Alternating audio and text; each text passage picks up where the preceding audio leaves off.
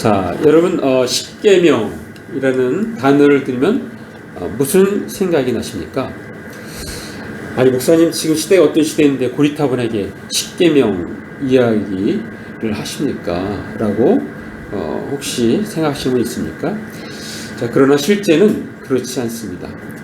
과거 이스라엘이 이집트 라암셋을 출발해 르비딤을 거쳐서 시내산에 도착한 날은 출애굽 1년 3월 1일이고 그리고 또 시내산을 출발할 때는 출애굽 2년 2월 20일입니다.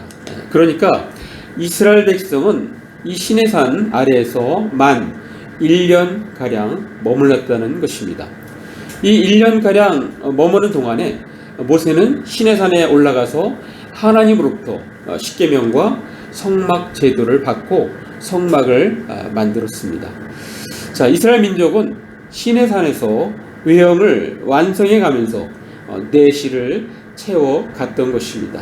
자, 십계명, 특별히 십계명은 마틴 루터는 이렇게 얘기했습니다. 십계명을 온전히 아는 사람은 성경 전체를 아는 것이다. 십계명을 온전히 알게 되면 성경 전체를 알게 되는 거예요. 우리가 십계명을 더 묵상할 필요가 있는 말씀이죠. 그 미국의 최고의 신학자로 또 윤리학자로 알려져 있는 스탠리 하우어스 목사님은 또 다른 어떤 목사님과 공저로 책을 십계명이라는 책을 썼는데 거기서 이렇게 적혀 있습니다. 하나님이 친히 쓰신 십계명은 이 땅의 그리스도인들이 삶으로 살아내야 할 하나님 나라의 대헌장이다. 십계명이 그렇다는 거예요.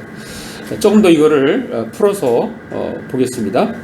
자, 십계명은 세상을 위한 윤리적 지침이나 세상을 향해 선포할 기독교 선언문이 아니라 그것이 아니라 자신이 누구이며 자신이 누구의 소유인지를 알게 된 그리스도의 공동체가 교회가 이렇게 생각해야 돼요. 교회가 세속 문화와 그 가치에 대항하며 살아갈 수 있도록 하는 삶의 방식이다.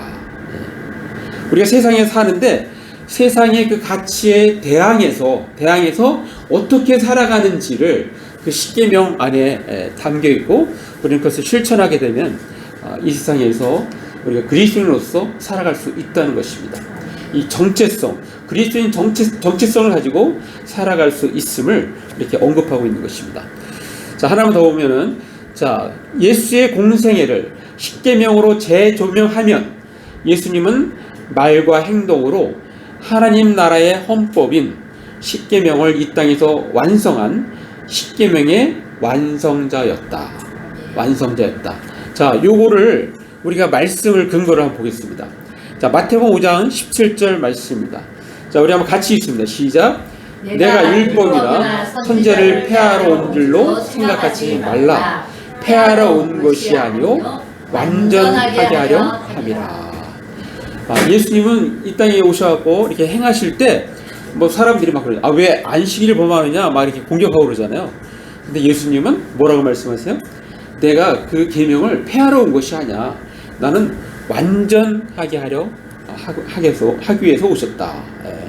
나는 폐하러 오지 아니하고 성취하러 왔노라 라고 말씀하고 있어요. 자, 오늘 본문은 소위 바리새인이라고 불리우는 한 율법사와 예수님과의 대화를 담고 있습니다. 자, 바리새인들 중에서 한 율법사가 그 전에 부활에 대해서 사두개인하고 이렇게 얘기하는데 사두개인이 제대로 대답을 못하는 거예요. 그래서 옆에서 듣고 있던 바리새인들 중에 한 율법사가 예수님을 시험하려고 예수님께 질문을 합니다. 선생님이요, 율법에서 큰 명령은 무엇이니까? 라고 물었습니다. 그때 예수님께서 말씀하십니다. 너는 내 마음을 다하고 혼을 다하고 생각을 다하여 내 하나님을 사랑하라. 이것이 첫째가 하는 큰 명령이요. 둘째 명령은 그것과 같은 것으로서 너는 내 이웃을 내 자신과 같이 사랑하라 라고 말씀하시면서 이 모든 율법과 대언자들의 글이 이 두 명령에 매달려 있느니라 라고 말씀하십니다. 모든 율법이 그 두 명령 하나님을 사랑하고 이웃을 사랑하는 그 두 명의 모든 계명이 매달려 있다는 거예요. 다 포함되어 있다는 것입니다. 자, 우리가 아까 읽었던 말씀이지만, 자, 우리 한 번 더 같이 읽어보겠습니다. 마태복음 22장 37절 38절 시작. 예수께서 이르시되 내 마음을 다하고 목숨을 다하고 뜻을 다하여 주 너의 하나님을 사랑하라 하셨으니 이것이 크고 첫째 되는 계명이요. 자, 그 다음 거 제가 읽겠습니다. 마태복음 22장 39절 40절. 둘째도 그와 같으니 내 이웃을 내 자신같이 사랑하라 하셨으니 이 두 계명이 온 율법과 선지자의 강령이니라. 자, 이 두 계명이 모든 율법과 예언서의 골자다, 핵심이다, 그렇게 말씀하신 겁니다. 자, 모든 율법과 예언자들의 말씀이 이 두 계명에서 파생되었다, 나왔다라고 표현하고 있는 것입니다. 모든 다른 계명과 예언자들의 요구는 이 두 계명으로 요약될 수 있다라고 말씀하고 있는 것입니다. 자, 오늘 본문에는 구약의 십계명이라는 그 단어는 등장하지 않았지만 결국 그 십계명을 잘 구분하고 요약하면 두 가지입니다. 하나는 하나님에 관한 것, 또 하나는 인간에 관한 것입니다. 자, 그것이 오늘 본문에 잘 정리되어 있습니다. 첫째는 하나님 사랑, 또 둘째는 이웃 사랑입니다. 자, 왜 십계명을 한 단어로 요약하면 사랑입니까? 자, 그 이유는 하나님 사랑도 사랑이요 이웃 사랑도 사랑이기 때문에 결국 한 단어로 요약하면 사랑이 되는 것입니다.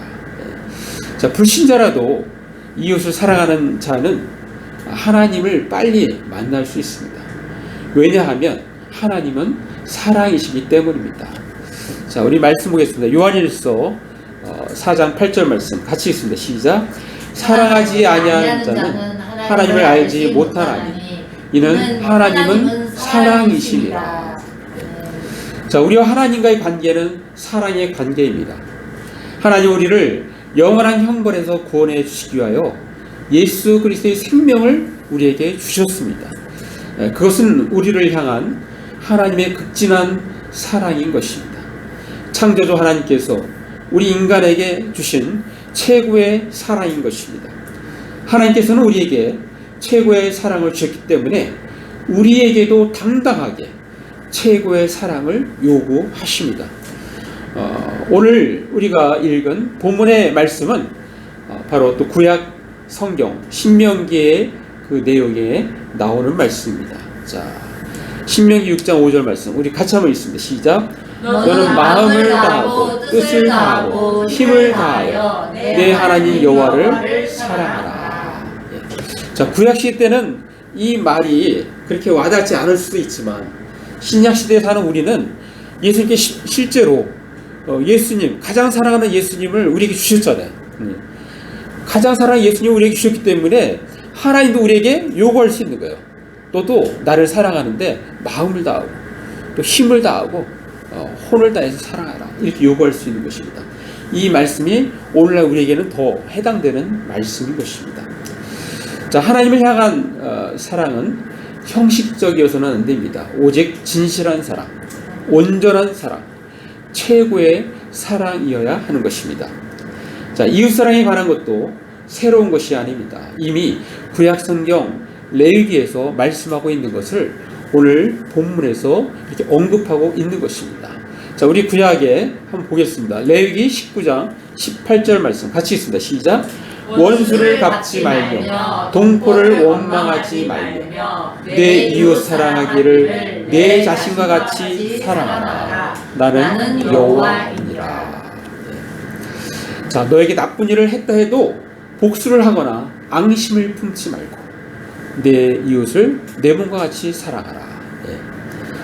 자, 우리는 누군가를 미워하거나 악의를 품거나 저주하면 안 됩니다. 우리는 나 자신을 사랑하듯 이웃을 사랑해야 하는 것입니다. 자, 우리는 지금 십계명을 한 단어로 요약하면 사랑입니다 라는 제목의 설교를 듣고 있습니다. 자, 그렇다면 우리는 어떻게 해야 할까요? 한 가지 말씀드립니다. 오직 사랑하고 섬기는 일에 충실해야 합니다. 한번 같이 읽습니다. 시작. 오직 사랑하고 섬기는 일에 충실해야 합니다. 자, 하나님을 사랑해야 합니다. 하나님을 사랑하는 것을 어떻게 할까요? 자, 사랑하는 남녀 청춘들의 하는 행동, 사랑의 행동은 무엇입니까? 어느 장소를 함께 가고, 함께 식사하고, 함께 커피를 마시며 담소를 나누는 등 그냥 함께 있는 것, 함께 있는 것, 사랑하는 사람과 함께 있으면 마냥 좋습니다. 시간 가는 줄 모릅니다. 기쁨이 넘칩니다. 섬김이 넘칩니다. 사랑과 함께 있으면 그러한 것이 있는데, 그러한 관점에서 볼 때 하나님을 사랑하는 가장 좋은 방법 중에 하나는 하나님께 나아가 기도하는 것입니다. 오늘은 그 포인트가 하나님을 사랑하는 것이 여러 가지가 있지만 그 중에 기도의 포인트를 두고 들으시면 되겠습니다. 자, 기도는 무엇을 얻기 위한 수단이 아니라 하나님과의 관계입니다. 사랑의 관계입니다. 요즘 한국교회에 뜨는 목사님이 계십니다. 화양교회 최상은 목사님이십니다. 자, 감리교단 목사님이십니다. 자, 화양교회 최상은 목사님은 충남 공주에서 태어나셨는데 아버지가 시골 개척교회 목사님이셨습니다. 위에 형, 2살 차이 나는 형이 있고 아래에 3살 차이 나는 남동생이 있습니다. 자, 최 목사 남동생이 군에 입대하였을 때입니다. 요즘 때죠. 남동생이 논산 훈련소에서 훈련을 받고 6주, 그때 오늘은 요즘에는 5주인데 그때 당시 6주였어요. 6주를 마치고 이제 퇴소식을 하는 거예요. 그래서 부모님을 초청하는데 오늘 요즘 같으면은 이제 외출을 하는데 이때는 외출이 아니고 이제 이렇게 면회를 했나 봐요. 면회를 하고 나서 마치고 이제 돌아가는데 갑자기 하나님의 뜨거운 음성이 들리는 거예요. 이 최상호 목사님한테 그 차 타고 가지 마. 그 차를 타고 가지 말라는 거예요. 자가용을 타고 왔는데. 그래서 아니 이렇게 좋은 자가용 타고 이렇게 좀 편리하게 왔는데 어떻게 그냥 이 차를 타고 가지 말라고 하시지? 그러면서 그냥 무시하고 차를 문을 딱 여는데 더 아주 전기 오듯이 찌릿하게 또 말씀하시는 거예요. 너 이 차 타고 가지 말라는 거예요. 그래서 이제 순간 하나님께 기도했어요. 하나님, 그러면 제가 부모님께 여쭤보고, 왜냐면 이게 하나님 음성인지 아닌지 잘 모르니까 부모님께 여쭤보고, 만약에 부모님이 허락하지 않고 시외버스 타고 가라고 하면 제가 그렇게 하겠습니다. 맞잖아요, 그거는. 근데 이제 목사님 생각은 당연히 타고 가라 이렇게 얘기할 줄 알았죠. 그래서 이제 얘기를 했더니 어머님이 그러는 거예요. 그래, 너 그렇게 시외버스 타고 가 혼자 그렇게 얘기를 하는 거예요. 그리고 이제 문을 닫고 차량을 떠났어요. 오실 때는 아버지가 운전했는데 가실 때는 이제 큰아들이 운전을 하고 갑니다. 그래서 가는데 막 시외버스 타고 지하철 타고 마을버스 타고 가는데 너무 이렇게 좀 서운한 마음이 있는 거예요. 왜냐면 어렸을 때 또 그런 상처가 있거든요. 상처가. 그랬는데 전 집에 딱 도착을 하니까 문이 잠겨 있는 거예요. 문이. 이상하다. 벌써 도착해야 될 분이 그분들 자가용 타는데 자기가 먼저 온 거예요. 그래서 문을 열쇠를 찾아서 따서 들어갔어요. 기다리는데 7시, 8시, 9시가 돼도 안 오는 거예요. 순간 또 나 빼고 또 거의 어디 가서 저녁 식사 맛있게 하고 오는 거 아닌가 이런 생각하는데 근데 10시가 되고 11시가 됐는데 연락이 안 오고 11시 넘어서 전화가 왔어요. 그러면서 신분을 확인하고 여기 영동 세브란스 병원인데 지금 교통사고 나서 여기 가족이 응급실에 있다고 와서 오시라고. 그래서 급히 갔어요. 갔는데 진짜 아주 난장판이죠, 막 응급실이. 근데 보니까 형은 갈비뼈가 한 대 부러지고 그다음에 무릎이 뼈가 보일 정도 그냥 쾅 부딪힌 거예요, 앞차하고. 보니까 술 먹은 사람이 운전을 하다가 고속도로에서 중앙선을 침범해하고 그냥 정면으로 받아버린 거예요, 정면으로. 뒷좌석에 앉은 부모님도 좀 이렇게 많이 다치셨고. 그래서 경찰 그리고 와갖고 조서를 쓰는데 자세히 물어보는 거예요. 어떻게 하다가 뭐 논산까지 가고 논산에서 어떻게 해서 막 이런 얘기 다 물어봐요. 근데 막 넘기다 보니까 거기 사진이 있는 사진이. 그래서 사진을 한 좀 봐도 돼요? 그래서 사진을 딱 보니까 그 차 사고 난 그 차를 딱 보니까 앞에 정면으로 딱 받았는데 조수석이 완전히 찌그러진 거예요. 조수석이. 그러니까 정면으로 받았는데 원래 사람이 순간 이렇게 운전자는 이렇게 틀게 돼 있거든요. 틀게. 이제 반사적으로. 근데 만약에 조수석이 자기가 탔으면 조수석이 탄 자리인 거예요. 자기가. 그걸 보면서 깜짝 놀란 거예요. 내가 이 차를 탔으면 그냥 즉사하는 거예요. 즉사. 그래서 그 지금 부모님이 다 다치고 그러한 상황인데도 감사가 나고요. 감사. 내가 이 자리에 있으면 난 즉사하는데. 음실에 가서 그 세면바닥 땅바닥에 콘크리트에 무릎을 꿇고 기도를 합니다. 기도를 하는데 부모님하고 이렇게 빨리 낫게 해달라는 기도도 물론 있지만 감사 기도가 나는 감사 기도가. 하나님 저를 생명을 살려줘서 감사합니다. 이 목사님은 그날 죽은 거예요. 사실은 죽은 거예요. 그 목사님은 그날이 다시 태어난 날이에요. 다시 태어난 날. 그때 하나님께 헌신합니다. 하나님의 무엇을 하라고 해도 저는 하겠습니다. 왜냐하면 자기는 다시 태어났으니까. 자, 그때 하나님께서 기도하는데 음성을 들려주시는데, 자, 그 음성이 뭐냐면 이런 말씀하시고, 사무라, 내가 어릴 때부터 쌓아놓은 기도 이제부터 다 찾아 쓰게 될 거야. 찾아 쓰게 될 거야. 그러는 거예요. 자, 이게 이 스토리가 너무 멋있잖아요. 이게 책으로 나왔어요. 사실은 작년 3월 달에 이게 CTS에서 방송을 한 거예요. 근데 워낙 이렇게 눈치 빠른 출판사에서 와, 요거 하면 대박이겠다 해가지고 규장 출판사, 우리나라에서 기독교 규장 출판사는 진짜 큰 출판사거든요. 거기서 먼저 찾아온 거예요. 보통 그렇게 안 합니다. 근데 요 내용을 책으로 다 보면 히트 칠 것 같으니까 규장에서 찾아왔고 책을 냈는데 내자마자 대박 쳤어요.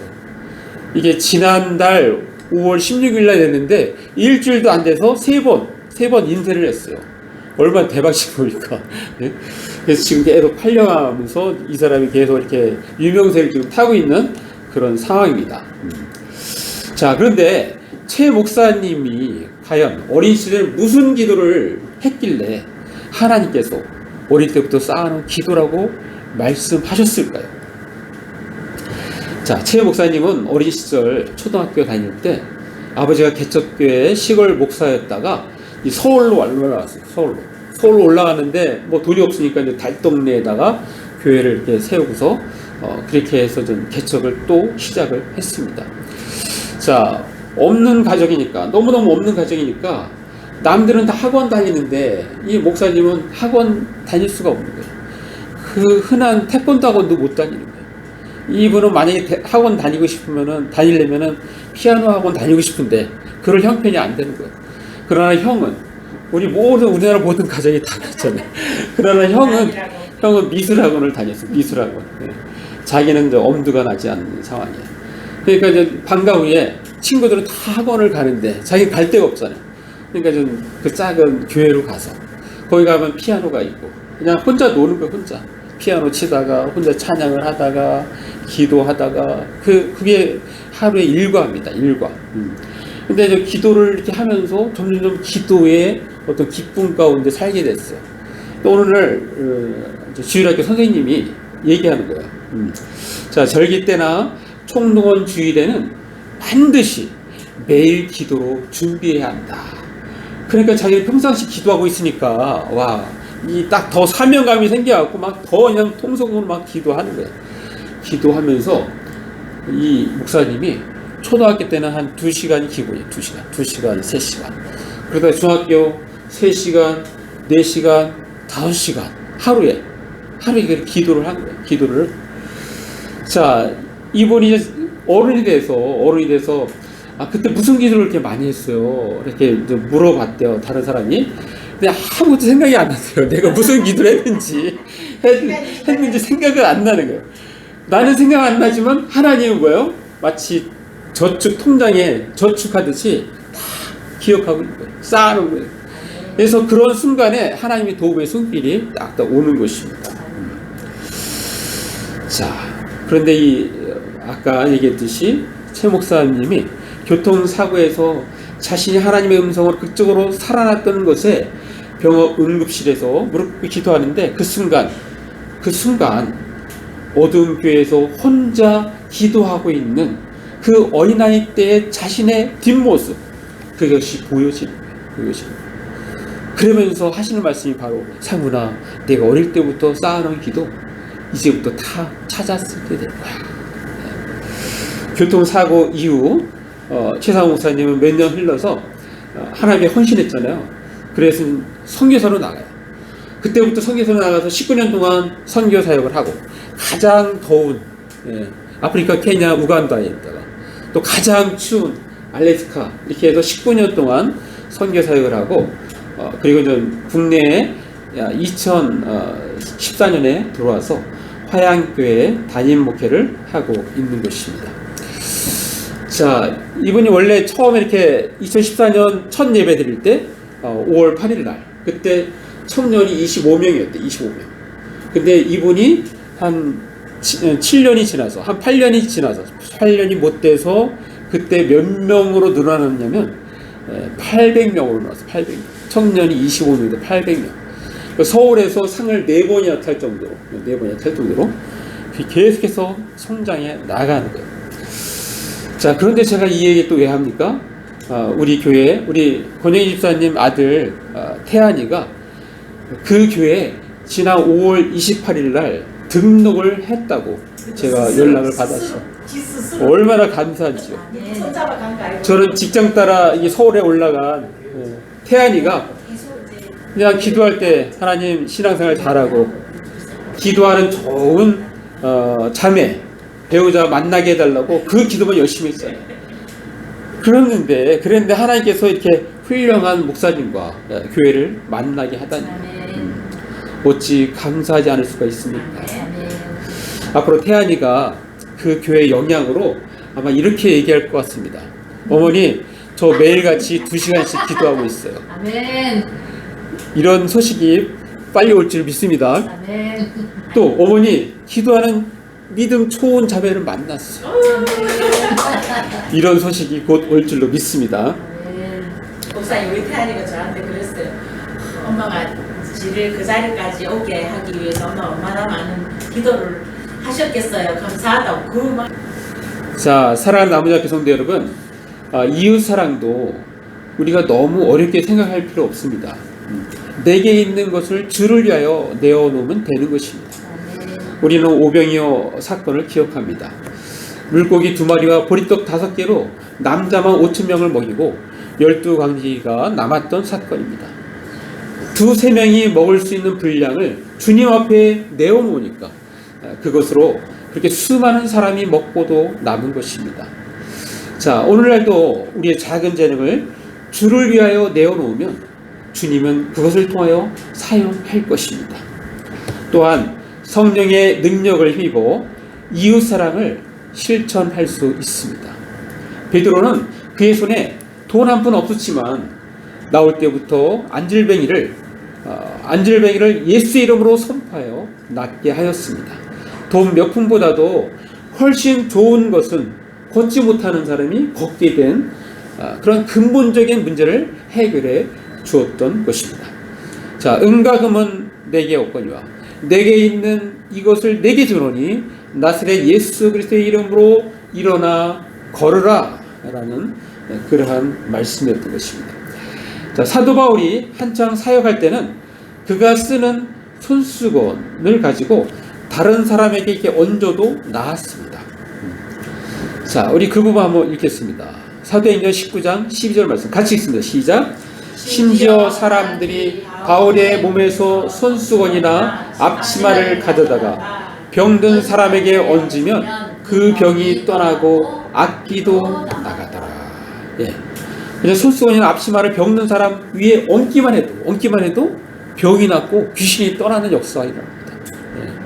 여러분, 이 최상훈 목사님이 늘 하는 얘기가 1시간 기도하면 여러분이 삶에서 승리할 수 있습니다. 2시간 기도하면 능력이 있습니다. 3시간 기도하면 위대하게 쓰임받습니다. 이렇게 늘 얘기합니다. 자, 머리 위에 손을 올리고 안수기도 할 필요도 없는 것입니다. 사도 바울이 사용하던 손수건이나 앞치마를 터치하기만 하면 병이 낫고 귀신이 떠나게 되는 것입니다. 자, 우리는 보통 안 되는 조건들만 찾으려 합니다. 아닙니다. 그것은 내 생각이고 내 중심입니다. 인간적인 생각인 것입니다. 우리는 주님의 생각을 붙잡아야 합니다. 하나님 나라 중심의 생각을 붙잡아야 합니다.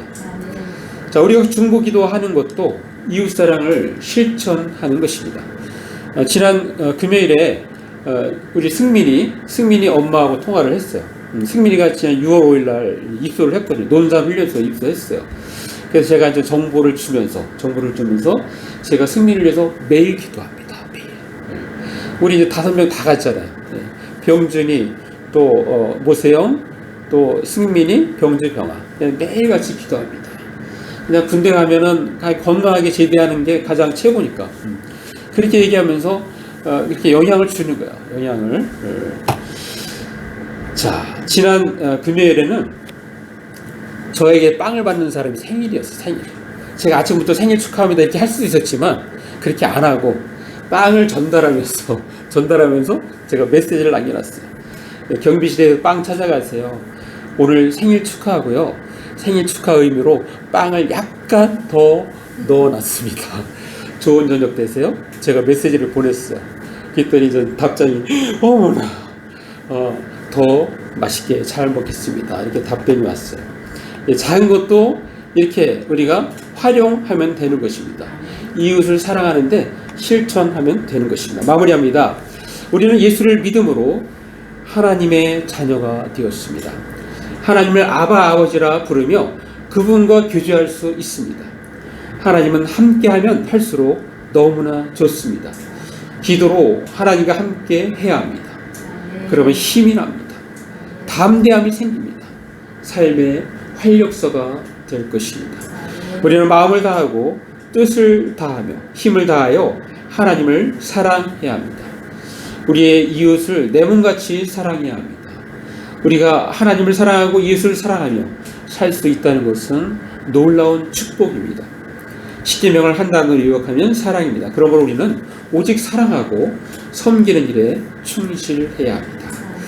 자, 우리 모두 하나님을 사랑하되 마음을 다하고 뜻을 다하며 힘을 다하여 사랑하고 이웃을 내 몸같이 사랑하는 저와 여러분 되시기를 간절히 바랍니다. 네, 기도하겠습니다. 말씀 생각하시면서 1, 2번 잠깐 기도로 나아갑니다. 아버지 하나님 감사합니다. 오늘도 우리에게 말씀을 주시니 감사합니다. 그렇습니다. 그렇게 살아갈 수 있도록